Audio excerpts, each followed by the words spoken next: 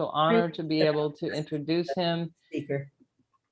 I'm delighted to say that to continue Cineculture's long-time collaboration with Armenian Studies, 14 years ago, when I first became Cineculture advisor and instructor, I reached out to Professor Avetisyan, and we've been working together to bring Armenian-themed films to our community ever since.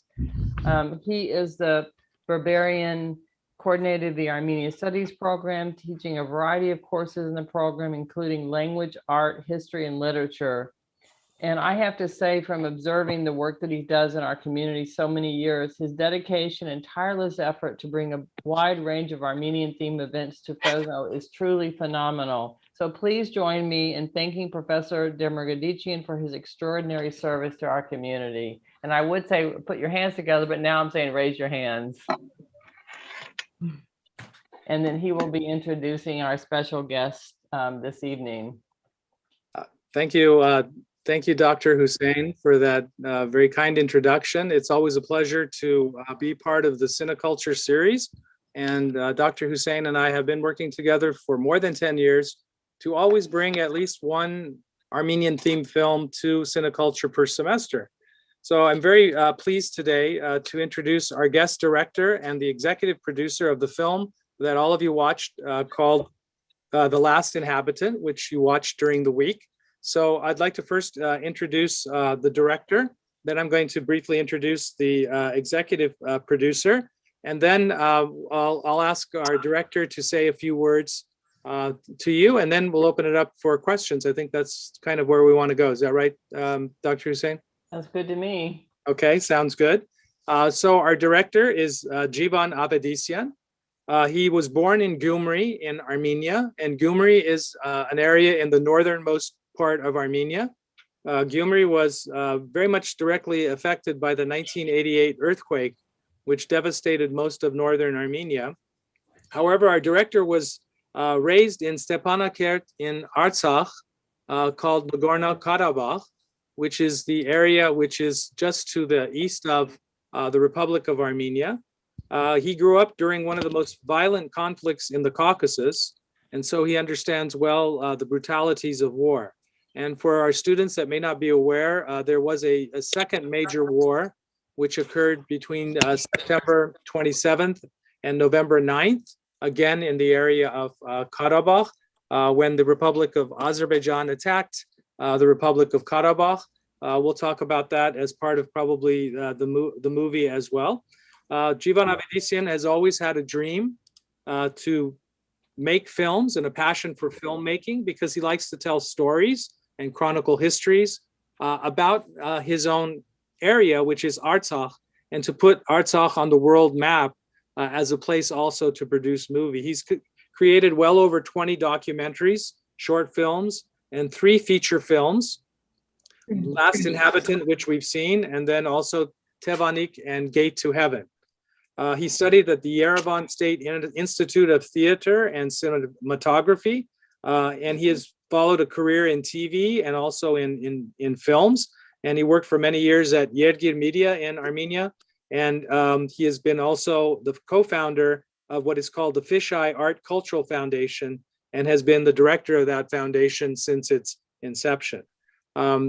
Today also we have with us Adrineh Mirzayan. Maybe you can wave, Adrineh, so everyone will see you. She is the executive producer of The Last Inhabitant. I'll ask her to kind of tell a little bit about herself in a moment.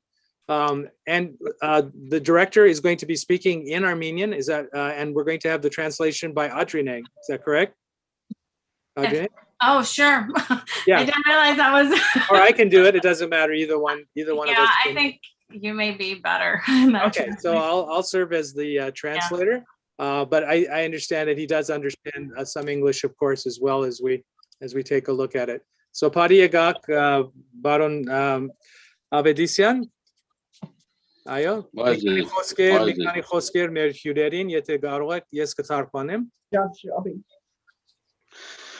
Նախ շնորհակալություն առիթի համար, ուրախ եմ, որ հնարավորություն եմ ունեցել, որ հանդիպեմ ձեզ հետ եւ որ դուք դիտեք իմ ֆիլմը, դա ինձ համար շատ կարեւոր է եւ հուզիչ, որ որևիցե աշխարհի անկյունում կարող են իմ ֆիլմերը դիտել եւ մարդկանց մոտ կարող են լինել էմոցիաներ։ So Եվ նաև we're gonna շնորհակալ mi robe bidyan tandem Okay, vorbesim. So I'll try to keep it in short parts to make it easier for me. But he wants to thank everyone that made it possible for him to screen his film. He was very moved and very much interested in the reactions of the students because film is worldwide, and it's interesting for him that you're able to watch, of course, a film here in California, and he made the film over in Karabakh and in Armenia, in Artsakh. So he's very happy to be here to be able to discuss that with you. Aya? Եվ նաև շնորհակալ եմ ձեզ խոսքերի ներկայության վերաբերմունքի համար։ I want to thank you also for your introduction and for the way that everything that's gone so well in organizing, and that I'm here today to be with this group. Oh, I think, is it just me? We're having a lot of static. Yeah, I don't know whose end it's on. Everyone should probably mute except our guests. So just mute yourself until we have a chance to ask you to speak. Going on. I think that the reverb may be coming from both of your speakers. So maybe if Adrineh, you just put yours down a little bit, and then it'll be there. I think it's there. Also, I believe the host can automatically mute everyone. That might be a good idea. Well, but We didn't really want to do that, but at this point, but we may have to. I think we're okay right now, actually. So Yeah, thank you. I think it's okay now. We wanted people to be able to ask questions live. I'd like to ask the executive producer, Adrineh, to tell us a little bit about her role in the film and a little bit about herself. So would you do that, Adrineh? Yes, happy to. Hello, everyone, and thank you for this amazing opportunity. I hope you can hear me well. I became involved in film. Actually, what's interesting about how I became involved in film is really my background is hospitality. And I work for a luxury brand hotel here in Los Angeles, but I've always been interested in Artsakh. Artsakh is deeply rooted in my heart. My grandfather has roots that date back to Shushi in the 1930s. And I felt that this was a really important opportunity to kind of make films about Artsakh. And I saw Tevanik, Jivan's first feature film. I was really moved by that film, and I decided to continue helping Jivan and create more films. So I'm the executive producer of The Last Inhabitant. I'm the executive producer of Gate to Heaven, and I'm also the executive producer of his upcoming film, Revival. Thank you, Adrineh. Yeah. So at this time, we're going to go ahead and have our discussion. I think the easiest way might be for students and everyone in the meeting. If you would like to be called upon, go ahead and just raise your hand on the screen, and we'll between Dr. Hussein and I will identify you, and then you'll speak, and then I'll try to translate, and then we'll get our response. So if you have a question, go ahead and raise your hand, and between Dr. Hussein and I, we will find you. See, maybe we could go back. And there is already one question in the chat. Is Evan here that would like to ask the question out loud? Evan? Yeah. Good. Evan is going to ask a question. So let me get it. I'll just read it from the chat. I said the film details a conflict that has dominated this region for decades. How are the events in 1988 similar to the issues that happened in Nagorno-Karabakh last year? Ուրեմն այս պատերազմը, որ այս շրջանին մեծ անշուշտ թեր ունեցած է դարիներով, նույնիսկ 20 տարի ավել, ինչպես կհամեմատեք ինչ բադահեց 1988-ին ծեր ֆիլմին եւ ինչ եղած էր անցած տարի 2020-ին Արցախի պատերազմի ընթացքին։ Ես եմ պատասխանում։ Այո։ Շնորհակալություն հարցի համար։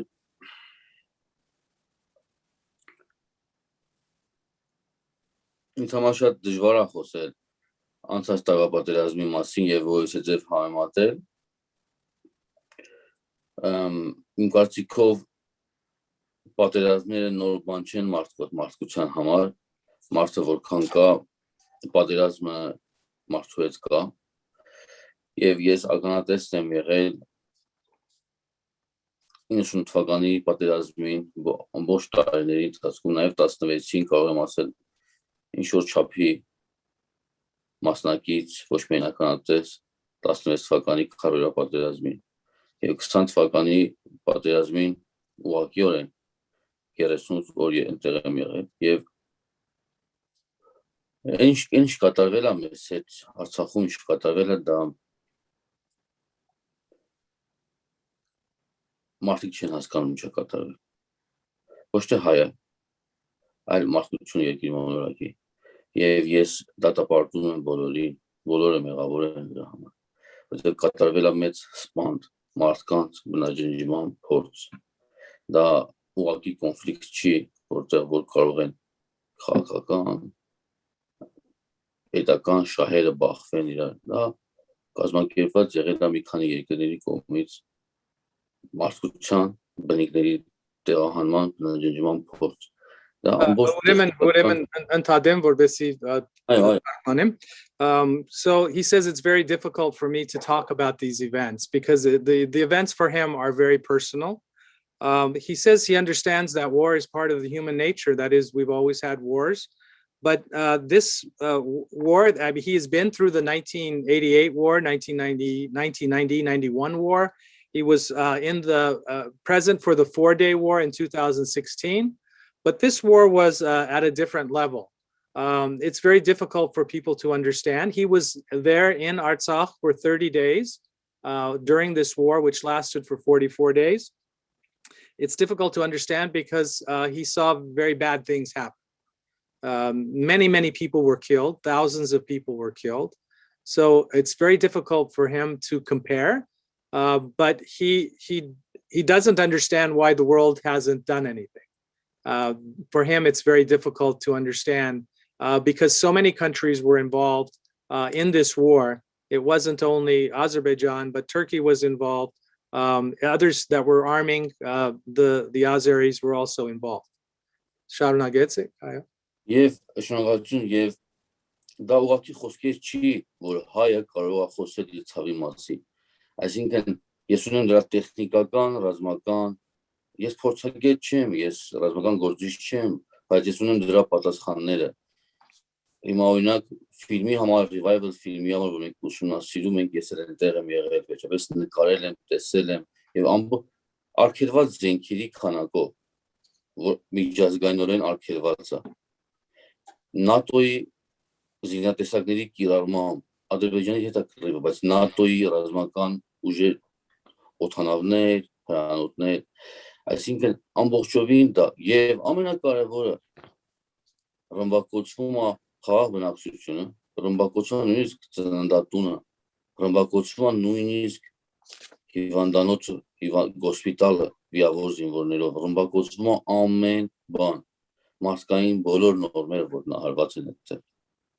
Ռմբակոծվում են ժուրնալիստներ, ես չեմ որ պետք է փաստեմ, ֆրանսիացի ժուրնալիստները ռմբակոծվեցին ռուս եկեղեցիում, այսինքն փաստերը ճչացող են։ So he was eyewitness to this war, which was such a very intense war because it's the first time in history that drones have been used in such large numbers. This was the most modern techniques.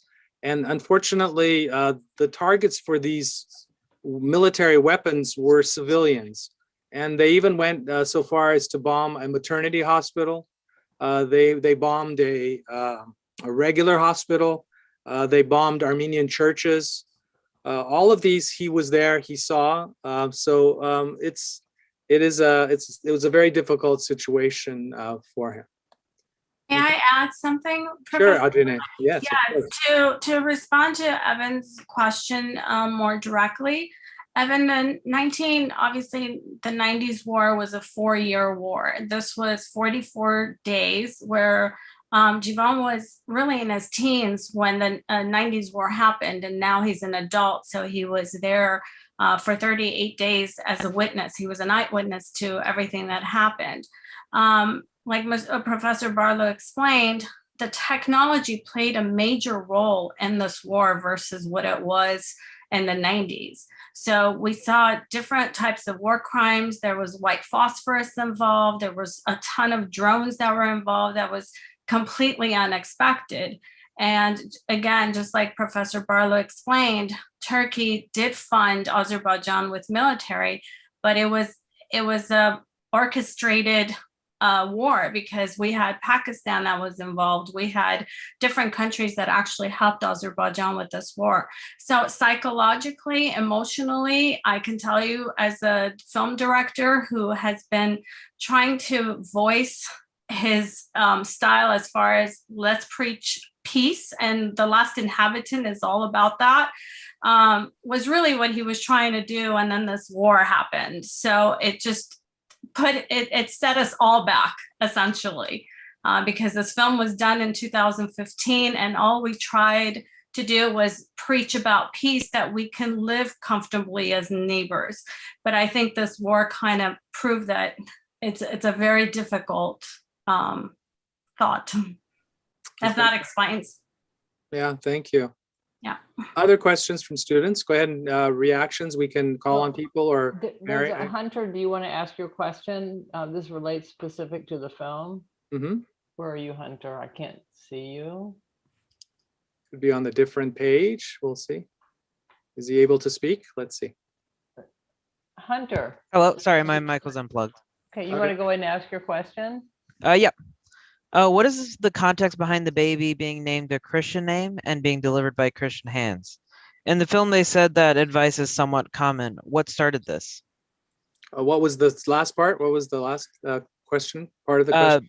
In the film, they said that the advice of naming your baby a Christian name delivered by Christian hands is somewhat common. What started this? Հարցը այն է, որ ինչ էր նշանակությունը, որ երեխեքին անունը քրիստոնյա անուն տնում են, եւ սա արդեն ավանդություն է, թե ինչպես սկսավ այդ Թե ինչպես սկսվեց, չեմ կարող ասել, որովհետև շատ վաղուց երևի թե այս ավանդությունը գոյություն ունի, եւ ամբողջ իմաստը նա է, որ դու երբ երեխային առաջի անգամ իր դերն ավերցնում քրիստոնյա եւ քրիստոնյայի անուն է դնում, ըստ ավանդույթի իբր դու քո աստծուն խաբում ես, Մուհամեդին խաբում ես, որ ինքը մուսլիմ է, եւ այդ ձևով երեխան ապրում է։ Սա մի ավանդույթ է, որ գոյություն է ունեցել ադրբեջանցիների մոտ, դժվար ծնվող կամ չբեր կանանց մոտ, եւ երեխաներ այսպես խնդիրներ ունեցել, մահացել են, այդպես են արել, որ քրիստոնյայի անուն են դրել, իբր թե խաբում են Աստծուն, որ քոնը չի, մի վերցրու, այսպես։ So in a way, he doesn't know the origins of it. It's a very long-standing tradition. So what it means is that the Muslim women, the Azerbaijani women, give a Christian name in a sense to trick the Muslim God, because if the child it's a difficult childbearing and the child dies in childbirth, it's because God wanted it. But they in a sense trick the Muslim God by giving a Christian name so that the baby is not harmed or stays safe. So this is a long-standing tradition among the women there. Other questions? So we can. Yeah, you'd like to add more? Ինչու համար ես ֆիլմի մեջ եմ բերել դա, որովհետև դեպքեր ընթանում են այն շրջանում, երբ որ Բաքվից տեղահանվում են հայերը, Ադրբեջանի տարածքից, ոչ միայն Բաքվից, Սումգայիթից, եւ սպանում են, այսինքն մինչ օրս այդ ժամանակվա դրանից առաջ է սկիզբ էր դրվել հայատյացությանը, այսինքն Ադրբեջանի տարածքից հայերի զտմանը, ոչնչացմանը, եւ զուգահեռ այս դեպքերին, երբ որ վերաբերմունք հայերի հանդեպ նման ձև է, այնուամենայնիվ որպես դու ազերի պետք է իմանաս, որ քո տեսակը պահելու փրկության համար դու կարիք ունես դիմացնի, եւ երկիր մոլորակի կեցությունը լինելիությունը փոխկապակցված է դրանով, որ դու որքան դու փորձում ես սպանել ոչ քո նմանին, ոչ քո տեսակին, բայց քո լինելիության համար նրա կարիք ունես։ Ես սա հարցը հայ եւ Ադրբեջանի հարցը չի հայ եւ ադրբեջանցու, այլ ընդհանրապես քրիստոնյա եւ մուսուլմանի եւ ընդհանրապես շատ ավելի համամարտկային ասպեկտում ասված եւ պատահական չի, որ այս դետալը բերել ենք ֆիլմ։ So this was brought into the film not just as an added detail without any meaning. He looks at this from a humanistic point of view, that we need each other. And so even though many Armenians during and after the wars in 1988, 1991 were exiled from Baku, driven out of Baku or Karabakh, killed, it still means that people need each other. So this detail means that the Azerbaijanis still need Armenians. Christians still need Muslims. Muslims still need Christians. People need other people. So he wanted to bring that message through that detail, that there is a bigger picture, which is that the world is one and we live with each other. So we should learn to live with each other peacefully. Okay. Thank you. Other questions, Mary?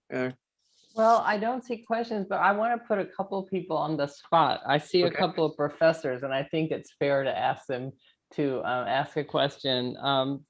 First, I want to ask Professor Hagop Honesian, are you here? Do you have a question that you'd like to ask our director? I know you teach in the Armenian Studies program. Yes, thank you. You know, one of the things I noticed was language going sort of back and forth at times in the film. I noticed the Turkish language or the Azeri dialect, which is very similar to the Turkish language, and then at times Armenian. So I was just curious as to the decision-making process and the language use throughout the movie. Ուրեմն հարցը կապված է լեզվի հարցը, այսինքն ոնց որոշեցիք որ լեզուները երբ օգտագործել, թուրքերենը, ադրբեջանցիներեն եւ այլն։ Ինձ համար շատ կարևոր է եղել, որ չօգտագործել մի լեզու տվյալ ֆիլմում, օրինակ ես ունեմ ուրիշ ֆիլմեր, օրինակ Gate to Heaven-ը, որտեղ որ երկու օտար ազգի մարդիկ խոսում են միմյանց հետ անգլերեն։ Բայց Last Inhabitant-ում մենք փորձել ենք օգտագործենք ամեն բոլորին այլ բան։ Ամեն մարդ խոսում է իր լեզվով եւ դիմացինը հասկանում է քեզ։ Սա ոչ միայն նրա մասին է, որ դու հարևան ես կամ լեզուներ գիտես եւ այլն։ Սա շատ կարևոր մեսեջ ենք փորձել փոխանցել դրանով, որ դու քո ինքնատիպությունդ պահելով, խոսելով հայերեն, քեզ կհասկանա դիմացինը, նայել խոսելով իր լեզվով կհասկանանք մենք քեզ։ Եվ հաճախ, երբ որ մարդիկ խոսում են Հայաստան, Ադրբեջանի դիալոգի մասին, այդ դիալոգը պետք է լինի առանց որևիցե երրորդ կողմի։ Եվ այդ դիալոգը խաթարվում է հենց երրորդ կողմը կա, եւ 20 թվականի պատերազմը դրա վառ ապացույցն է, որ մեր դեմ ադրբեջանցին չէր, այլ ես կարող եմ ասել ամբողջ աշխարհի լրացությամբ եւ Թուրքիան, Իսրայելը կամ շատ երկրներ իրենց ուղղակի մասնակցությամբ։ Այսինքն սա է եղել իմաստը, որ յուրաքանչյուր խոսում է իր լեզվով եւ դիմացինը քեզ հասկանում է։ Դրա համար պահել ենք պես կա։ So language is communication. So when you speak in your own language, you're speaking authentically, and then the people with you will understand that. But language can also, in this case, in the recent war, the language became the language of war, meaning that it wasn't just Turkish, it was the entire world that was fighting against the Armenians in Artsakh. But again, just the language is important to preserve that because it's identity and it's who you are, and people will understand you, especially neighbors. Thank you. I'm going to call on another professor. Dr. Kuhn, would you like to ask a question? Yeah, and I was interested in knowing when the film was started and when it was finished. And did the war interrupt the production of the film? And did the war have an influence on the way the film was edited? Ուրեմն երբ էր սկսել ֆիլմինգը, այսինքն կինոն, երբ վերջացրեց եւ պատերազմը ընդհատեց, ինչ որ ֆիլմին պատրաստությունը կամ ինչ որ ձևով, եթե կբացատրեք այդ ամենը։ Մենք սկսեցինք ֆիլմի վրա աշխատել 14 թվականից։ 13-ի ավարտն էր։ 14 թվականը ունեցանք նախապատրաստական աշխատանքներ, ֆանդինգի շրջան։ Ընդհանրապես մի քիչ երկար է տևում մեր ֆիլմերի պատրաստելը, որովհետև բավական ժամանակ է գնում ֆինանսի ձեռքբերման համար։ Եվ մի քիչ կարող է լինի դա 3-4 տարի։ Բայց ֆիլմի նախապատրաստական աշխատանքները սկսել ենք 14-ին, 15-ին եղել է նկարահանումը Արցախում եւ ֆիլմը արդեն ավարտել ենք եւ պետքա գնայինք Կանն, սկսվեց քարոզիա պատերազմը 16-ին։ Մենք մայիսին պետք է ճամփորդեինք Կանն թիմով ֆիլմի տարածման համար եւ պատերազմը եղավ։ Թե ինչպես է ազդել, գիտեք, այո, մեր ֆիլմերը շատ դժվար են առաջ գնում աշխարհում։ Ես չի համաձայնվի, որ միայն պատճառը քաղաքական է։ Կարող է նաև ֆիլմերը մարդիկ չեն սիրում, բայց մեծամասամբ ֆիլմերի որակը, բովանդակությունը, ասելիքը, այսինքն խանգարում է տարածմանը, որտեղ մարդիկ խուսափում են կոնֆլիկտից կամ տեսնում են, որ դժվար կտարածվի, կամ ուղղակիորեն Ադրբեջանը կամ Թուրքիան խանգարում է մեզ։ Մենք մի շարք անգամ ձախողվել ենք ուղղակի նրանց միջամտության պատճառով։ So the filming, pre-filming or pre-production started in end of 2013 and 2014. In Armenia or in Artsakh, pre-production can take several years because of the major issue of financing. So this was a major issue in the pre-production part of the film. Filming began in 2015 in Artsakh, so the actual filming of the movie. And then just as a historical note, in 2016, there was a 4-day war between Azerbaijan and the Republic of Artsakh. And that was right when they were editing and they needed to do some work. So that interrupted their filming. And then he just went on to say about, and that's kind of when it was finished in that right after that. And then he also just talked about some of the issues involved in distribution, that even for any film, Armenian film especially, but you know, films about war may be sometimes difficult to distribute worldwide, I'm talking about. But in this case, also Turkey and Azerbaijan interfered in the distribution, so they can actually block the distribution of such films as he has made. So you know, it's not just making the film, it's also getting it out into the world, which you have to also follow up with, depending on, of course, the quality and all the other things. I just want to make a comment that I've seen other films that are people give really poor ratings on IMDb because they don't want the world to see the film. So it might be really helpful if students and guests could rate the film. That's the suggestion I would have to support Jivan's work. To echo that, it would be also great if The Last Inhabitant is actually streaming on Amazon Prime. So reviews on Amazon Prime will also go a long way. Professor Barlow, I'd like to echo what you just translated from Jivan, just to give Ms. Rosemary Kunin an idea of what Jivan was explaining when Turkey and Azerbaijan actually get in the way, or they try to stop our productions, or they want to make sure that it doesn't get its recognition in festivals or even in distribution. And our latest film, Gate to Heaven, while we were in production, Azerbaijani dignitaries they had an understanding that we were filming in Lithuania, and right prior to actually going to Lithuania for the production, they released a statement that we should technically change the name of the film Gate to Heaven to Gate to Hell. And there were many letters and emails and Facebook messages that went out to our producers, to our lead actor, Richard Samuel. It really made it very uncomfortable. However, we still pushed through and we were able to create a film again that talked a lot about peace. And the film was accepted at Moscow International Film Festival in the non-competition category. However, 4 hours after the war broke out in September, we received a letter from the president of the film festival indicating that it's best that they remove our film because it could cause a lot of issues between the Azeris and the Armenians who live in Moscow.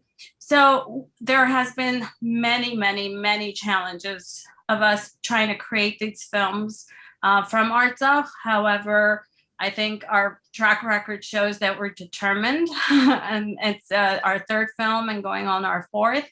And that's what we've been trying to pursue. So yes, it's been a challenge for sure. I wanted to ask a quick question too, Mary, since we're talking about budget, Adrineh. Baron Jivan, Sir filmin Antanur Bujen Modavorabes Incher Last Inhabitant. So I'm asking, what was the budget for The Last Inhabitant, and how did they get that funding to be able to complete the film? Ուրեմն ինչ կաներ մոտավորապես ինչպես որտեղից եկավ կառավարությունից, Kickstarter, crowdfunding?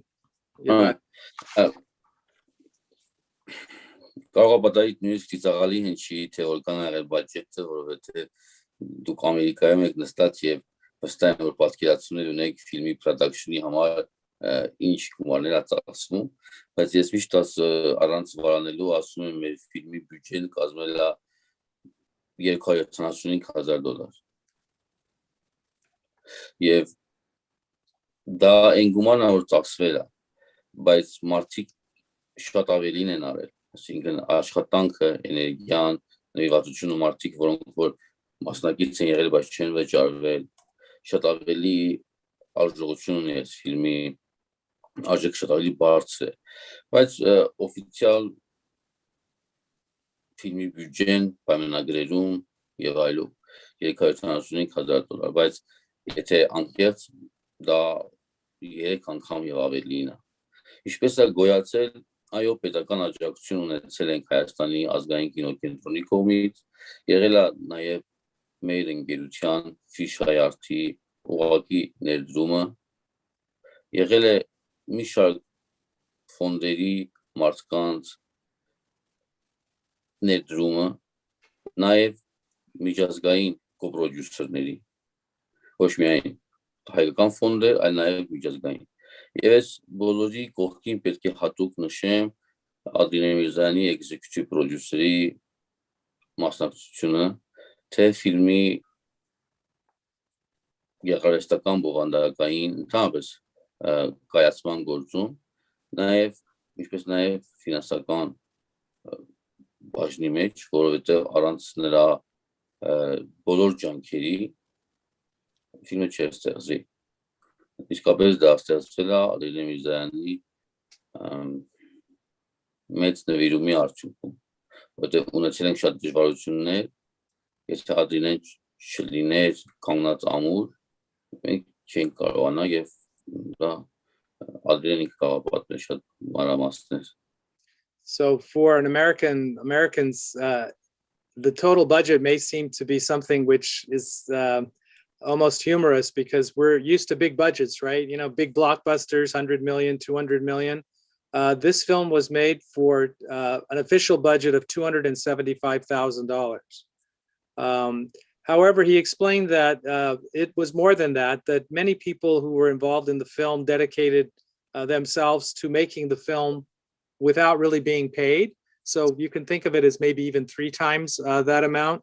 He did get some support from the Armenian government through their film, official film, through his Fish Arts foundation through grants and through private people, but he wanted to express his specific thanks to Adrineh, who has executive producer really assisted in securing the funding to complete the film. She could probably tell more about that if she'd like briefly, but he wanted to thank her for her dedication to really making the film possible, because she played a great role in the financing side of it. Yeah. You can maybe say a few words, Adrineh. Sure. Thank you for that. Thank you, Jivan. So yes, it really was not just my effort. I actually have a group of friends who really believed in what we were doing and believed in Jivan's vision. And we knew that we had a talent, an inspiring talent that we needed to support. So what we did, my friends out here in Los Angeles, we created a nonprofit organization called Arts of Arts and Cultural Foundation. And through that foundation, we were able to we held screenings of the film Tevanik, Jivan's first feature film.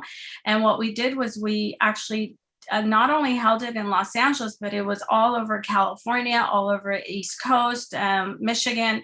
And through those fundraising efforts, we were able to obtain enough funding to help us to actually to make this film realize and become a reality. And again, The Last Inhabitant, over 1,000 Armenians worldwide actually donated to make sure that this film got made. That was the beauty of it. It brought everyone from every corner of the world to bring this piece of art together. Thank you, Adrineh. Mary, more questions? Rosemary, I see another question from Rosemary about the ending. If you could ask your question, Dr. Kuhn. Go ahead, Rosemary, you have a question? About that? Yeah, in a lot of non-American films, there is always an open ending, and you can see it two ways. You can see it as a positive way. You can also see it as a negative way. And so my question is, it's probably the positive sense, but I'd like to have the director explain a little bit more how we should look at it. What was the first part you said about the non-American films have a lot of non-American films, non-Hollywood films have open endings. ending? Yeah, and this one is open too, and you can look at it positively or negatively. And I wanted to hear the director's perspective. Ուրեմն ուզում է հարցը այն է, որ ծեր գարձիկը ավարտին մասին, թե ընդհանրապես ոչ ամերիկական կինոների մեջ ընդհանրապես բաց է, չէ, այսինքն կարող ես դու մեկնաբանել մի կողմից, թե մյուս կողմից թրական, թե ինչ որ տեսակետով դուք կբացատրեք ձեր տեսակետը ավարտին մասին։ Այո, շնորհակալություն հարցի համար։ Թե Թևանիկում, թե վերջի բնակիչի ֆիլմում վերջաբանները բաց են եւ կարող յուրաքանչյուր ոք շարունակել ինչպես որ կուզենա։ Դա նրա համար է, որովհետեւ կոնֆլիկտը ինքը արցախյան ավարտված չի եւ մինչ օրս դա շարունակվում է։ Ինձ սարքան։ Եվ 20 թվականին դրա վառ ապացույցներ։ Որովհետև էական չէ տվյալ դեպքում աղջիկը ողջ կմնա թե ոչ, թեկուզ ինքը հենց երկիր մոլորակի վերջին բնակիչն է, բայց քանի որ դեռ պատերազմը շարունակվում է, հազարավոր նման մարդիկ կարող են ճակատագրին արժանանալ։ Ես ցավով պետք է նշեմ, որ 20 թվականի պատերազմի ընթացքում դա այդպես էլ եղավ։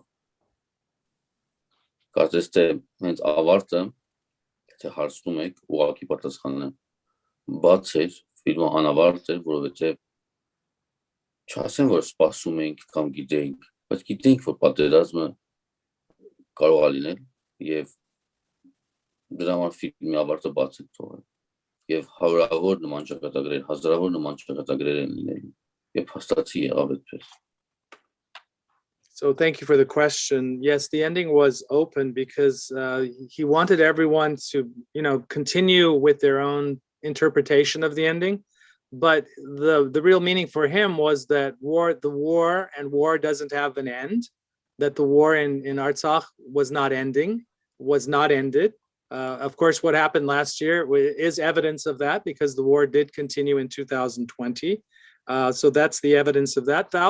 He says thousands of people shared the same fate. So, it's a question of continuation of this conflict. So it is an open-ended, intentionally was left open because the conflict has not ended. There is no definitive end to it.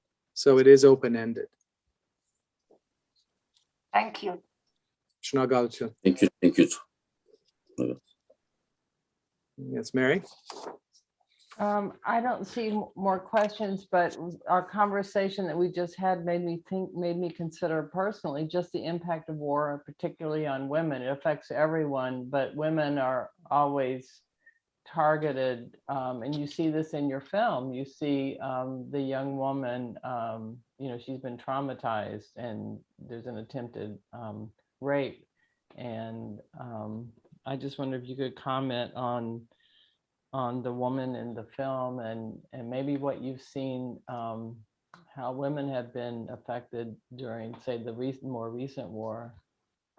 Ուրեմն անշուշտ պատերազմ բոլորին վրա աստում է, բայց նամանավանդ կանայքի վրա եւ այս ֆիլմը անշուշտ կանայքի թերը շատ մեծ էր։ Դուք կարող եք մի քիչ ընդլայնել այդ թեման, թե կանայքը ինչպես ազդվեցան մասնավորապես Արցախում, Արցախի պատերազմում։ Ես կավելացնեի նաև երեխաները։ Ընդհանրապես ամենադաժան եւ սոսկալին կանանց եւ երեխաների դերակատարություն մասնակցությունն պատերազմում։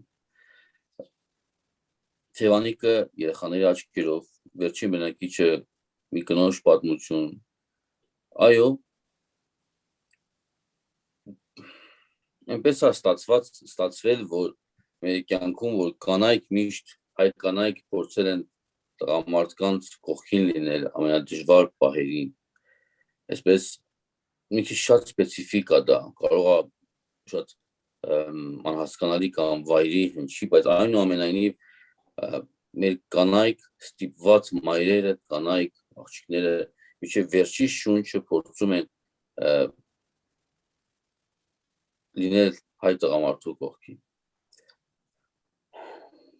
Ու մեկ ուրիշ հանգամանք պետք է։ Ցավոք սրտի մեր թշնամին այնպիսին է, որ չունի որևիցե նորմ։ Եվ պատերազմի ժամանակ ինքը չի թիրախավորում միայն զինվորներին, այլ թիրախավորում է հավասարապես եւ երեխաներին եւ կանանց։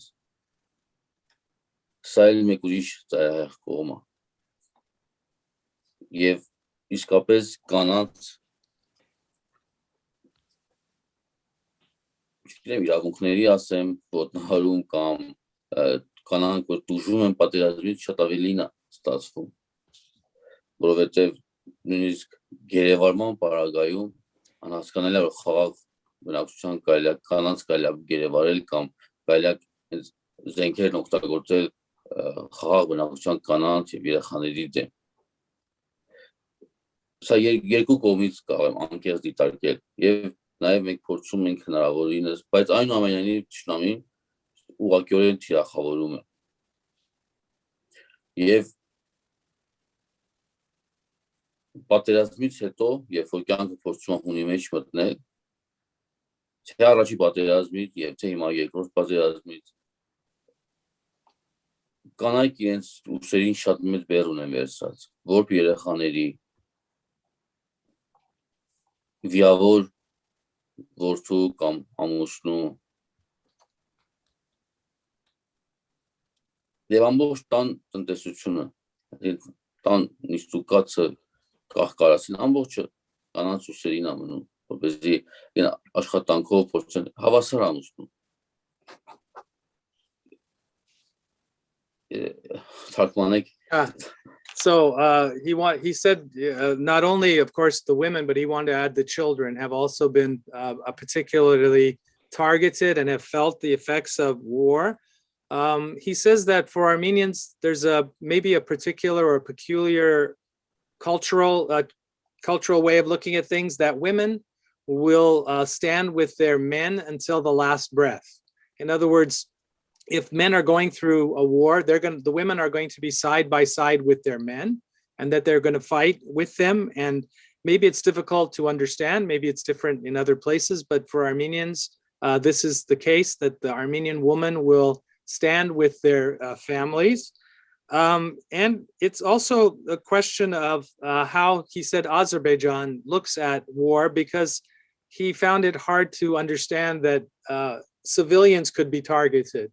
How does one attack a civilian population? How does one bomb women and children living apart, living peacefully? They're not combatants. You can understand fighting against combatants, but how does one do that? He doesn't understand the way they're looking at it. And so then in the bottom line is that everything falls on the woman. So the entire burden of life in this situation then falls on the burden. Why? Because she has to carry on, she has to take care of the orphans. So if children are orphaned or injured, if your husband is killed, you're responsible for the family. If your husband is injured, you're responsible for his care. You're responsible for the economics of the household. You have to keep the family going, because if the breadwinner is gone or injured, you have to do that. So in particular, then the women and the children have borne the brunt of this war in Artsakh, and it has been a very heavy burden. If you really are interested to see the perspective of children going through war and what psychological effects it has on children, I highly recommend for you guys to watch Tevanik, Jivan's first film. It actually is streaming on Amazon Prime. It is an absolutely heartfelt film. It gives you a perspective of three different kids literally in their teens, 13 and 14. So it's a three-part movie, one about Aram, who actually comes from an interrelationship marriage. The mom is an Azeri and the father is Armenian, Ostrik and Tevanik. It's honestly, this is why I fell in love with Jivan's work, is really because of Tevanik, and that's when I decided to pursue and create more films with Jivan. So I highly do recommend it. Thank you very much. Ես փոքրիկ մի բան ավելացնեմ He would like to add one other thing. Իմ անձնական պատմությունից։ Պատերազմի միջև շատ վերջի շաբաթը իմ մայրս եղել է Արցախում եւ մեր գյուղում փոքր գյուղ է, որտեղ որ ինձ նկարվել է Inhabitant։ Այս ֆիլմը որ դուք տեսել եք, դեպքերը մեր գյուղում չեն ընթանում ֆիլմում։ Այդ այլ տեղա, որ հիմա Արցախի տարածքում չի։ Բայց նկարել ենք մեր գյուղում Խաչմաչում։ Եվ պատերազմի ժամանակ մայրս Խաչմաչում է եղել։ Փոքր գյուղ է։ Համարել եմ, որ ապահով է, այնտեղ է մայրս եւ քույրս։ Եվ մի շարք կանայք գյուղի երեխաներ գյուղում են եղել, բայց դա փոքր գյուղ է։ Այսինքն որպես այդպեսին նույնիսկ իմաստ չունի ռոմբակոծել։ Բայց շատ ծայրահեղ մի հանգրվանի հանգեցինք, երբ որ հիմա կարևոր չի դետալները, բայց որևիցե տեղից զինվորական հոսպիտալը այսին ծանր վիրավորներին տեղափոխեցին մեր գյուղ։ Եվ գյուղը սկսվեց անմարդկային ռմբակոծվել։ Այսինքն գյուղում հավատացեք բացառապես մնացել էին 90% երեխաներ եւ կանայք ապաստարաններում եւ գումարվել էր նաեւ վիրավորների։ Եվ գյուղը դարձյալ ռմբակոծվեց անմարդկային ձևով։ Եվ ես շատ հեռու էի գյուղից, գրեթե մյուս սահմանին, եւ ես ֆիզիկապես չէի կարող հասնել, օգնել իմ ընտանիքին, որ դեռ դուրս գա։ Եվ ես իմ ընկերոջն եմ խնդրել, որ կարողանա գնա եւ հանի իրենց այնտեղից, որովհետեւ փոքր տները, նկուները ապահով չեն նման ծանր հրետանու եւ օթանավի ռումբերի համար։ Այսինքն սա այնպես խոսքեր չի, որ ես ասում եմ։ Ուղղակի այսպես ագիտացիա չեմ անում, քարոզ չեմ, խոսում եմ իմ ապրած կյանքից, որպեսզի դուք պատկերացնեք, թե որքան ճշմարտացի է սա եւ ազնական է եւ զգացած է։ So he wanted to bring his own personal side to the story, meaning that this film is not just a film, but it is for him his life story in a way. It's a personal story because the filming took place in a small village where his mother actually lived with his sister until the end of the war. This village was small, you know, they thought it was safe. It shouldn't be a place of war, right? It's not a military target. But it began to be bombed. 90% of the people living that were staying were in shelters. They were women and children and injured soldiers. He was working in another part of the country, and he wasn't able to travel back to the village to see if he could get his mother and his sister and others safely out. So he asked his friend to be able to help him to do that. Today, that village is part of Azerbaijan. It was ceded to Azerbaijan, and so no longer is part of Artsakh. So he wanted to emphasize to everyone that this film is it's his life story, that he lives what you have viewed, and it is that story that he wanted to get across to you in watching the film.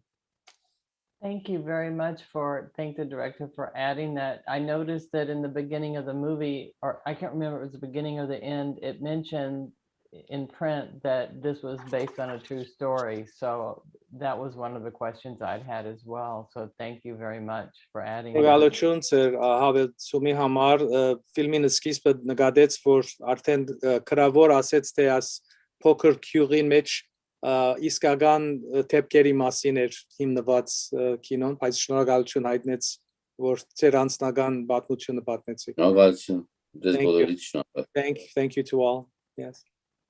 One thing I want to mention is this is the first time we've had a discussion this semester with community members, and I really want to thank all the community members for joining us, but I also want to put you on the spot a little bit and privilege your questions. So can we have some questions from our community members? I might even be really put my friend on the spot, Clarice Krikorian. Mainly, I want to see your face. Can you turn your camera on, and do you have a question that you'd like to ask?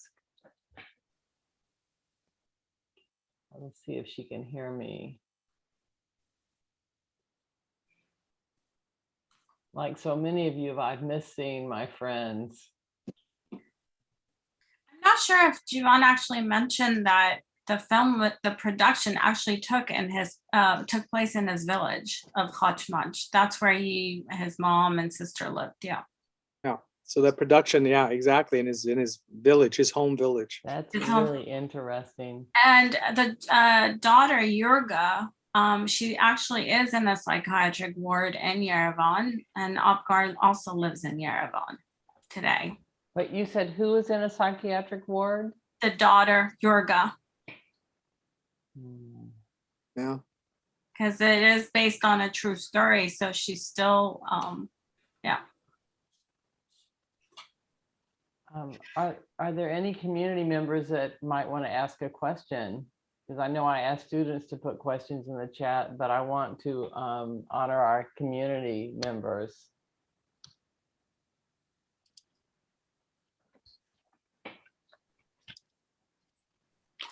Maybe Jivan can explain why Yurga was the last, who ends up being the last inhabitant, and why. That's a great question. We could take about Mek te inchu Yurgan վերջին բնագիչն էր, բնագողը. Հենց դարձյալ մենք վերադառնում ենք կանանց թեմային, որովհետև մենք փորձել ենք ներկայացնենք մի պատմություն, դեպքերը, որ տեղի են ունենում Արցախում, բայց փորձել իրեն համամարտկային բովանդակության մեջ ներկայացնել։ Սա էլ մեր պատկերացմամբ աշխարհի փրկության մասին ֆիլմը։ Jivan ձանը չի գալի։ Ինչպես չի գալիս։ Հիմա գալի։ Աշխարհի փրկության մասին ֆիլմը։ Եվ երկու մարդ, որ իրենց երեխան չի, փորձում են արյունակցական կապ չունեն նույնիսկ, բայց կապված են խոստումով աղջկա հետ, որ մենք փորձում ենք փրկել աղջկան, փորձում ենք փրկել կյանքը, փորձում ենք փրկել եւ այստեղ հայի եւ ադրբեջանցու հարց չի դարձել, այստեղ երկու կրոնների խնդիր է, քրիստոնեության եւ մահմեդականության։ Ես հարց չունեմ մահմեդականների հետ բոլորովին։ Իմ հարցը մասնավորապես Ադրբեջանի եւ Թուրքիայի հետ է։ Եվ ֆիլմում երկու կրոնների ներկայացուցիչները փորձում են փրկել մի կնոջ, որը հենց ֆիլմում ըստ իմ մեկնաբանության վերջին բնակիչն է, փրկում են կյանքը երկիր մոլորակի վրա, որ շարունակվի, փրկում են պատերազմից, այդ քաոսից։ Եվ սա ոչ թե որ մասնավոր օրինակ է, սա իրական դեպք է, իսկապես իրական պատմություն, աղջիկը գոյություն ունի, մարդը դեպքերը ուղղակի սա մի փոքր օրինակ է, որ փոքրիկ ասելիք, որ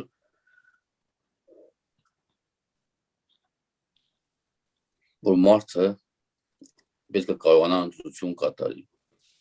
ընտրություն կատարի, որպեսզի վաղը կյանքը շարունակվի երկիր մոլորակի վրա։ Եվ այո, կարող են դա լինել եւ մահմեդական եւ քրիստոնյա մարդիկ։ Այստեղ վեր ազերի թուրք հասկացողությունից նման մոտեցում ունենք տվյալ հարցի շուրջ։ So the approach that they had was that Yurga and the child, the two people that were trying to save them is a sort of metaphor for humanity, right? That they were trying to save life and trying to save humanity by saving Yurga. And it's not about religion in the sense that he is against any religion. It's really it's the approach of the Azeris to all of this, but he has nothing against anybody's religion, but it really is his vision that, you know, people have a choice, that, you know, life will continue and you want to try to save life because there will be some end to this war, hopefully, to the war, to the chaos, and that life can continue to live, meaning that people can continue to live. So that's the approach he had to the last inhabitant. Այստեղ կա մի լավ օրինակ ֆիլմում, թե ինչպես կարող է կրոնը օգտագործվել ի շահ պետության։ Եթե դուք հիշում եք ֆիլմում Աբգարին տալիս են մի թուղթ, որ պետք է արաբերենով քարի վրա քանդակի։ Եվ այդ բովանդակության մասին, թե ինչ է քանդակելու, չի ասվում, ֆիլմում չկա։ Բայց եթե մեկը արաբերեն կարող է անցերցել, այդ հատվածը երևում է եւ դա Ղուրանից հատվածը։ Եվ սա լավ օրինակն է, որ պետությունը փորձում է կրոնը օգտագործել իշա Իրան։ Այդ Ղուրանի հատվածում գրված է, որ բոլոր անհավատներին պետք է սպանել եւ որպես այդպեսին հայերն էլ անհավատ են։ Ֆիլմում դա չի շեշտվում, բայց սա շատ լավ օրինակ է, որ կարողանա ցույց տալ, թե պետությունը մեր հարևան ինչպես է մտածում։ He also wanted to show that the attitude of Azerbaijan is Armenia's neighbor to its direct east. And if you remember, Apkar was one of the characters, and there was a part in Arabic you probably couldn't read, but it was an excerpt from the Quran, and it really tried to try to, for him to show how Azerbaijan tries to use religion to further their own goals, their own nationalistic goals. It's not the religion, but it's their use of religion to try to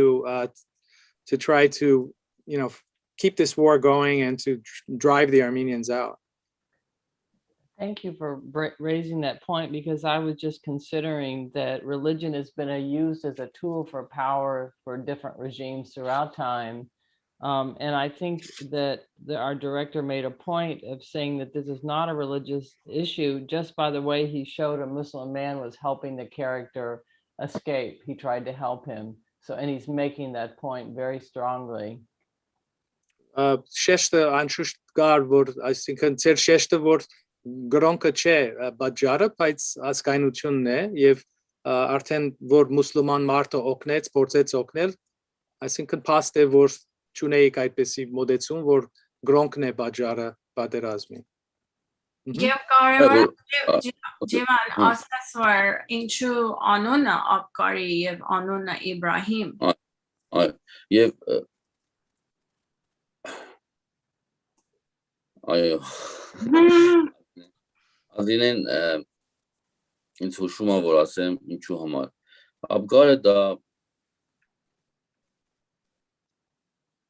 հայ թագավորի անունն է Աբկար թագավորի անվան համար ենք ի պատիվ նրա եւ նաեւ սիմվոլիկ առումով Խաղաղերոսյան Աբկար է որովհետեւ Աբկարը առաջինն էր ով ընդունեց Քրիստոսին Աբկար թագավորը ապրել է Քրիստոսի հետ նույն թվականին եւ նույնիսկ պատվիրակներ է ուղարկել Քրիստոսին որ արի դու իմ երկիրը եւ դու եւ ես կարող ենք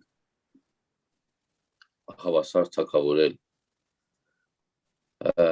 դա ըստ խորենացու Աբկար թագավորի մասին եւ Իբրահիմը դա նույն Աբրահամն է ումից որ սերելու են մահմեդականները եւ պատահական չի ընտրված անունները այսինքն երկու կրոնի ներկայացուցիչներ կարող են շատ ավելին անել աշխարհի փրկության համար հաճախ մարդիկ կարող են նեղ նայել այս ֆիլմին եւ տեսնել ավելի հայ-ադրբեջանական պատմություն բայց սա շատ ավելին է սիմվոլիկ եւ ֆիլիսոփական առումով ֆիլմը ասում այս ամենը The question was about the names and the meaning of the names Apkar and the name Ibrahim. Apkar is the name of an Armenian king who lived at the time of Christ, actually, and actually had sent, emissaries to Christ to learn about Christianity and had converted to Christianity, according to Armenian historians. Ibrahim is Abraham. So it is the father of the Muslims and also the Jews. So both of these names had symbolic meaning in this film. Thank you. I have a question. What is your next project? I heard that you were filming recently in Karabakh. What is your new project? Ձեր հաջորդ ծրագիրը ինչ է? Իմացանք, որ Արցախում նորից ֆիլմ եք անում, մի քիչ կբացատրեք ձեր հաջորդ գործի մասին։ Շնորհակալություն, հաջորդ պրոյեկտը դա revival-ն է։ Revival-ը բազմաշերտ կառույց էսպես մի հետաքրքիր պատմություն է, որի դեպքերը դարձյալ անդրադառնում են պատերազմին 20 թվականի արդեն։ Երբ մենք ֆիլմի վրա սկսում ենք աշխատել սցենարի 18 թվականներ, մենք նկատի ունենք պատերազմը 16 թվականի քարորյան, բայց ցավոք սրտի 20 թվականի պատերազմը անհամեմատ, անբացատրելի կերպով մեծ էր, ողբերգական էր, ծավալուն էր, ցավալի էր, եւ մենք 16 թվականը ուղղակի փոխարինեցինք 20 թվականով դեպքերը։ Այո, իսկապես գեղեցիկ ֆիլմ ունենք ուժեղ սցենար, միջազգային համագործակցության արդյունքում ստեղծված թարգմանեք այս բաժինը հետո շարունակի։ So the name of his next project is called Revival. It is a multi-layered, multi-structural movie. It's going to be an interesting movie. The screenplay is was going to be based on actually the 4-day war in 2016. But when the 2020 war broke out, they decided to replace the 2016 war with the 2020 war. So it's going to be a very powerful screenplay, very much a commentary on war and this very difficult 2020 44-day war. Is it a documentary or a narrative film? No, feature film. Narrative, feature. Feature film. Okay, thank you. Եվ շատ կարևոր բան պետք է ասեմ, որ հայկական կինոյում առաջին անգամ խոսելու ենք արհեստական բանականության մասին, artificial intelligence-ի մասին։ Եվ ֆիլմի 4 հերոսներից մեկը հենց ինքը արհեստական բանականությունն է։ Չի ասի, որ science fiction-ա ֆիլմը, բայց այնուամենայնիվ շատ էլեմենտներ ունի։ Եվ ֆիլմի հերոսը մեկը 4-ից մեկը հենց ինքը արհեստական բանականությունն է։ Սա շատ կարևոր եւ ուժեղ հետաքրքիր կողմն է ֆիլմի։ Մենք փորձել ենք միջև լրջորեն աշխատել ենք արհեստական բանականության վրա։ Ես դրա մասնագետը չեմ, աշխատել ենք մասնագետների հետ Մոնտրեալից, Վիգեն Աթայանի հետ, որը որ մանրամասն ֆիլմի մեջ է բերել այդ բաժինը եւ ոչ միայն։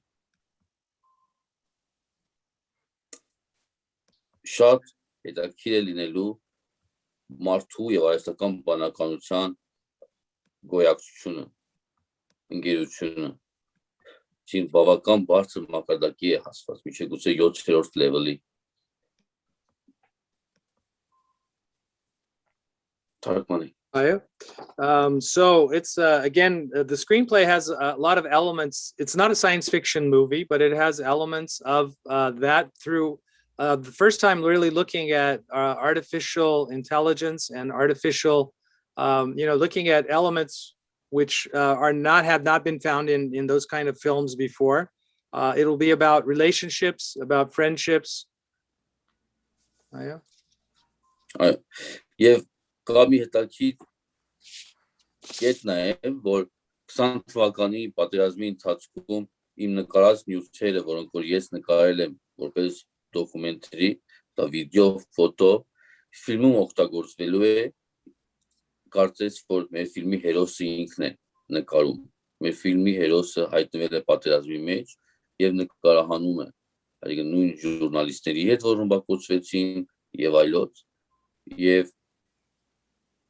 ֆիլմում օգտագործվել են այն նյութերը, որոնք ես ինքս եմ նկարել, եւ մենք իրական շատ բացառիկ նյութեր ենք տեսնելու, շատ բացառիկ, իրական պատերազմից։ So the new movie will incorporate the filming and the photographs that were taken during the 2020 war.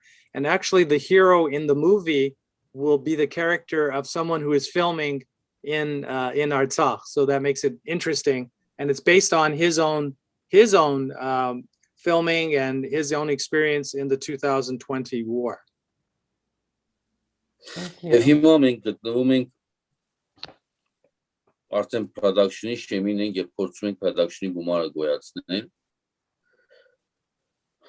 Kickstarter-ի պլատֆորմի վրա, ինչպես նախորդ Gate to Heaven ֆիլմի համար կարողացանք որոշակի գումար գոյացնել եւ հաջողեցինք։ Եվ հիմա հույս ունենք, որ կհաջողենք նաեւ այս ֆիլմի համար Kickstarter-ի էջում արդեն բավական գումար կա գոյացած եւ մենք պետք է հասնենք մեր վերջնական գոլին, որ կարողանանք հետո պետական աջակցությանը դիմենք, հետո կարողանանք միջազգային ֆոնդերին դիմենք։ Քայլ առաջին գնանք, փորձում ենք։ So they're in the sort of, again, the pre-production phase of the film. They're using a Kickstarter platform to help raise some of the seed money for the movie so that then they can go on and apply for government money or international assistance to get the funding to complete the film. Maybe you can put in the chat, I know that I'm not asking students, but if there are any community members that would like to support their work, maybe you could put in the chat where they can, find out more information to support this work. Adrineh, can you do that? Yes, I'm doing that right now. I'm looking for the link, but as we speak, while I do. I do have it if you want me to go ahead and put it Oh, in. sure. And you tell me if it's the right one. Yeah, Kickstarter, and then once you do the search tab, you can do Revival by Jivan Avetisyan. Actually, there's a really nice campaign story that we have on the Kickstarter platform, which is great because you get to understand a little bit about Jivan, his portfolio, films of portfolio, also the team that's working really hard behind this project, and the budget and what we're looking for as far as funding. We were successful in the first stretch goal of $25,000 within less than a week, which we were very excited about. We're now about 33,000. Our final stretch goal is 100,000. So, and we're pushing the campaign through Kickstarter and obviously other fundraising means to be able to achieve this $100,000 goal. Thank you very much. Thank you. So I'm trying to, I know we promised our director, you got up at 4, I think it's about 4:30 in the morning, so I don't want to keep you much longer. But just what would you most like for students, and particularly students, to take away from your film? Եթե ձեր կարծիքով ինչ պիտի ուզեիք, որ ուսանողը որ դիտել է ֆիլմը, ինչ պիտի ուզեիք, որ իրենք վերցնեն որպես խաղապար, ինչ է ձեր նպատակը, եթե գա այնպիսի պատկամ։ Last Inhabitant-ի համար։ Այո։ Կամ ուրիշ ֆիլմերի համար, Ես կխնդրեի, որ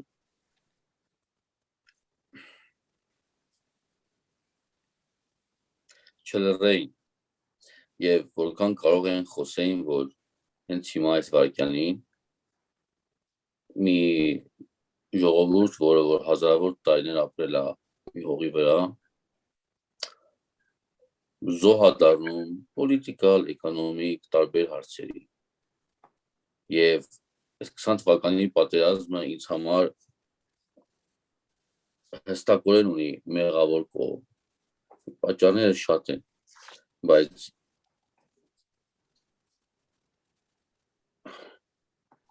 աշխարհի լուր աչքի առաջ կատարվել է ամենավատ բանը, որովհետև իրանք լռել են,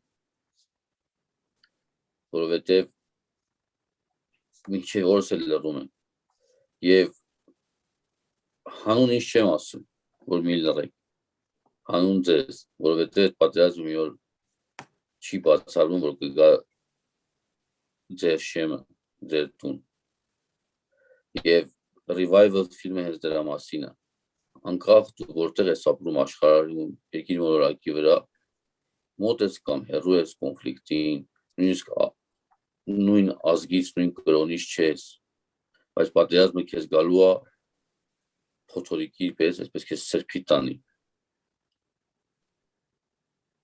Այս է իմ ասելիք։ Ես փորձում եմ խոսել, բարձրաձայնել այդ կոնֆլիկտի մասին, ցույց տալ Ադրբեջանի կառավարության կողմից կատարված աններելի քայլերը։ Ես հավատում եմ, որ աշխարհը եթե ազնիվ լինի, ապա Ալիևի ընտանիքը Հագայի դատարանում կդատվեն։ Բայց հավասարաչափ մեղավոր է նաև աշխարհը, որ լռում է եւ հանդուրժում է։ Եվ վտանգում եք ձեզ, մարդիկ վտանգված են։ Այս երևույթը հեղի պես, փոթորիկի պես գալու է սրբի տանի մեզ բոլորին։ So his message is he would like students and everyone just not to be silent. Whatever they see in whatever situation, you have to speak out. In this case, in the example of the 2020 war, the world was silent. In a land where Armenians have lived for thousands of years, those Armenians became victims to politics, to many other worldwide things, but the world stood silent. And the worst kinds of things happened. He hasn't even mentioned, graphically what happened, but the worst types of human rights violations took place and the world was silent. So please do not be silent, he says. Unfortunately, war is a condition of mankind, and that we may think that we are very far from war, that it will never come here, but it could. He's not wishing that it does, but it could. And if we don't speak out, if you're not willing to speak out about it, war can come anywhere and it will just sweep us away, just take us away. So speak out about things that are important and don't be silent. That's his message. Thank you very much. That's a very powerful message, and I think it's something we all need to reflect on deeply. At this point, and I think we've kept our director longer than we promised as it is, and I'm so grateful that you were able to join us, Jivan, and getting up at 4:30. I think it was about 4:30, right? That's way too early.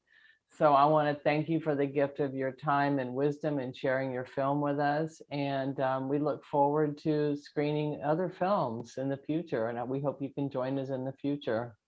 Շնորհակալություն, որ դրամատրեցիք ձեր ժամանակը, գուսանք, որ հաջորդ ֆիլմերն կարողություն պիտի ունենանք ցուցադրել։ Շնորհակալություն ձեզի։ Մեծ սիրով, շնորհակալություն ձեզ բոլորին, շնորհակալություն Thank you. համար։ Շնորհակալություն։ Մեկ օր էլ գուցե ֆիզիկապես ցուցադրություն կազմակերպենք։